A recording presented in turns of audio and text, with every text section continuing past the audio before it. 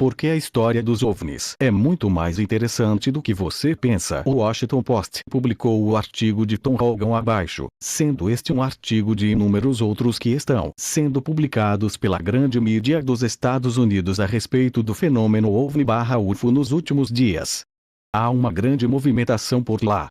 O New York Times fez ondas com uma nova reportagem sobre avistamentos de aviadores da Marinha dos Estados Unidos, entre 2014 e 2015, de objetos voadores não identificados. Mas a questão dos OVNIs, que segue uma história similar de 2017, é muito mais interessante do que os repórteres deixaram transparecer. O governo dos Estados Unidos não sabe o que esses OVNIs realmente são. A reportagem centra-se em testemunhas dos chamados tic-tacs, mas outras formas e tamanhos de OVNIs também foram gravados de forma credível pelos Estados Unidos, britânicos, chineses, russos e outros governos nos últimos 65 anos. Mas o que são essas coisas estranhas? Os indivíduos mais informados com quem conversei acreditam que os OVNIs semelhantes ao Tic-Tac sejam veículos não tripulados operando sob a direção de uma nave tripulada ou uma maior não tripulada. Um ponto de evidência particularmente interessante aqui é o depoimento de testemunho do comandante David Fravor durante seu tempo como comandante de uma esquadrilha de caças designada para o grupo de ataque do porta-aviões Nimitz. No incidente com o Nimitz em novembro de 2004, Fravor descreve tanto os tic-tacs quanto algo na água. Parece que as ondas vão bater por cima e você vê essa água branca espuma do mar. Alguns não dão créditos a esses relatos de testemunhas. A reportagem do New York Times, por exemplo, entrevista o astrofísico Leon Golub.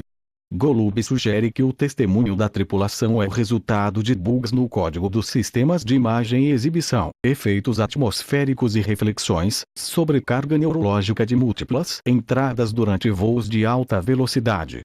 Eu discordo fortemente, porque as declarações de testemunhas confiáveis são numerosas, combinadas com registros de dados, e associadas a um conjunto muito maior de incidentes semelhantes atualmente não públicos.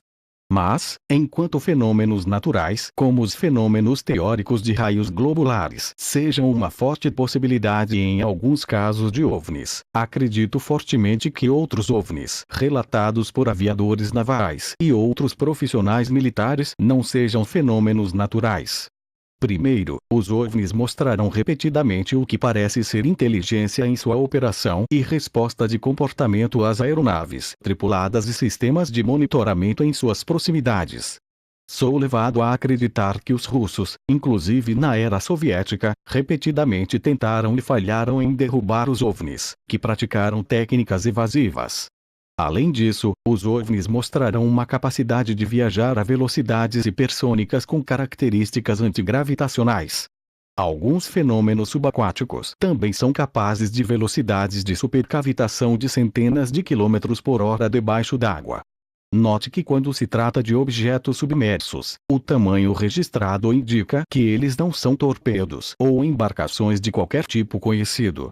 Terceiro, os OVNIs manifestam um interesse contínuo e especial na tecnologia militar nuclear. Acredito que é notável que os avistamentos credíveis tenham começado após o primeiro uso de armas atômicas. Ex-oficiais das forças nucleares declararam que os OVNIs, em certas ocasiões, até desativaram os mísseis nucleares dos Estados Unidos durante as operações de teste. Em quarto lugar, os OVNIs frequentemente mostram evidências de manipulação do plasma, possivelmente em relação às capacidades manifestas de camuflagem. Também estou extraordinariamente confiante que estes OVNIs não sejam a criação de nenhum governo atual ou interesse privado.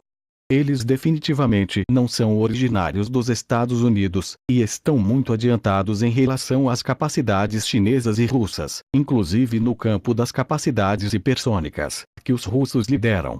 Então, onde isso nos deixa? Com muitas perguntas e a necessidade de fazer mais pesquisas. Felizmente, embora secretamente, o governo dos Estados Unidos continua a fazer exatamente isso, assim como os interesses privados. Mas a chave aqui é que os dados coletados sejam centrais em nossa análise. Você deve, por exemplo, ouvir pessoas credíveis, como Luiz Elizondo, ex-chefe da antiga agência de pesquisa OVNI do Pentágono, o Programa Avançado de Identificação de Ameaças Aeroespaciais. Elizondo não fala sobre alienígenas. Mas você não deve ouvir o colega de Elizondo no Tutte Stars Academy, Tom DeLonge. O músico está super excitado e diz coisas que não têm credibilidade analítica. Ainda assim, esta é uma questão interessante em muitas áreas.